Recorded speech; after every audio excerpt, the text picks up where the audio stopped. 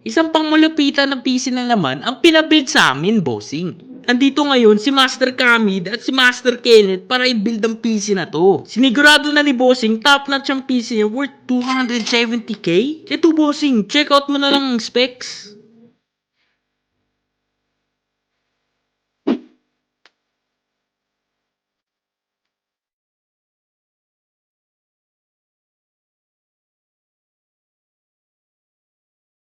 Siyempre, hindi mo mawawala ang top-notch cable management dyan.